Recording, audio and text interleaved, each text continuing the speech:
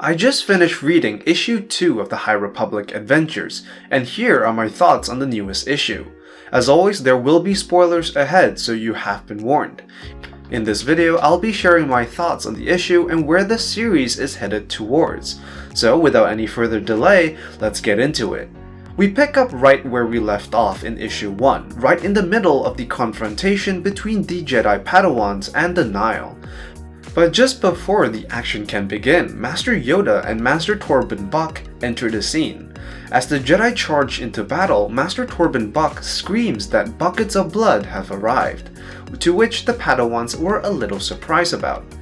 As the battle rages on, we see Krix and the Elder Tromak looking from above. Krix begins to consider whether or not he should go back for Zeen, but is then interrupted by Makian Ro himself. We see Makian Ro wearing a very different mask. The mask that he's wearing at the moment is an older version, and one that he would change by the end of the Light of the Jedi. Makian Ro states that Zeen is an enemy as she wields the Force and considers leaving Krix behind as well. Elder Tromak pleads with the Eye of the Nihil to let Krix join him, calling him his assistant. Further down below, Zeen calls out to Krix and pleads with the Jedi to rescue him, believing him to be captured by the Nihil. In the middle of the fight, Jedi Padawan Lula Talasola explains to the Jedi Masters that Zeen is Force sensitive and an ally, to which Master Yoda volunteers himself to go after Krix. Master Yoda orders Buckets of Blood to lead the Padawans and others to safety. But Bucket of Bloods protests, stating that he is not a combat Jedi but more of a medic. However, before he could finish his thoughts, Master Yoda senses that one of the Padawans was in danger and leaps into the air and slices the flying boulder in half. With no time to waste, Master Yoda asks if he could borrow Zeen's pet, Cham Cham, to which she agrees. Cut back to Makian Ro, the leader of the Nihil sees that Master Yoda is rapidly approaching and informs the others to hold off the Jedi Master. As Makian Ro leaves, he commands the Elder to follow him and reluctantly accepts Krix as well. Below, the battle continues to rage on. Now on the ship, Master Yoda eventually finds Krix hiding among some crates and tells him that if they want to escape, now would be the time. Krix becomes hesitant, believing that the Jedi are evil. Yoda tries to persuade him by telling him that Zeen has sent him and shows Cham Cham as proof.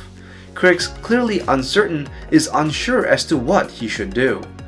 The battle below quickly begins to shift in favor of the Jedi, and Master Torban Buck states that the Republic rescue fleet has arrived. In response, the Nihil begin their retreat. Back aboard the Nihil ship, Krix decides to sound the alarm and Yoda is then forced to flee the ship, but before he does, he stumbles upon a black-looking crate. As he opens it to examine the contents, Nihil soldiers were rapidly approaching his position. But before we can learn what is truly inside the crate, Cham Cham leaps at the closest Nihil to the dismay of Master Yoda. Down below, the battle is already over, and Master Torban Buck explains why his nickname is Buckets of Blood. He explains that he is called Buckets of Blood as he is a healer who helps keep blood within the body and not take it out. If you ask me, this is clearly a very campy and cheesy moment, so it may not really work for everyone. The Jedi watch as the Nihil ship takes off in the distance. Master Yoda approaches the group of Jedi with Cham Cham in his arms, appearing to be hurt. However, as we learn from Master Yoda, Cham Cham is in a bit of a food coma after eating the fingers and hand of a Nihil. Following this, Master Yoda states that Zeen should accompany them as they return to the Starlight Beacon. Zeen, still concerned about Krix, asks about his situation, to which Master Yoda responds with, "Only those who wish to be rescued are we able to save." In space, the Nihil ship encounters a Republic medical frigate escorted by Vectors. Makian Ro orders the ship to fire on the medical frigate to create a path for them to escape. The Nihil ship fires and it cripples the medical frigate, forcing the Jedi to attend to the evacuation of the ship instead of pursuing the Nihil. From there, Krix and the Nihil jump into hyperspace. As they do so, Makian Ro asks if Krix is still concerned about his friend Zeen, to which Krix responds that she already means nothing to him. We cut back to Zeen now aboard the Star Hopper. Zeen is clearly upset over her missing friend, and the Jedi Padawans offer her some comfort over the situation, just as they approach the Starlight Beacon. So what are my thoughts on the issue? Issue 2 of the High Republic Adventures is clearly very action-packed. There is a very quick and exciting pacing throughout the comic, and with some really noteworthy moments for Yoda, which was something I really wanted to see. There are some interesting clues that are sprinkled throughout this issue. It is hinted at that Mackie Rowe clearly recognizes Yoda, possibly due to some interaction in the past. It is unknown if Yoda is aware of Mackie Rowe, however. Additionally, we are going to have to wait to see what's really inside the box Master Yoda picked up. It also kind of sets up that Zeen will be a part of the Jedi Order in some shape or form. However, there are questions as to whether or not she is too old to be inducted in the first place.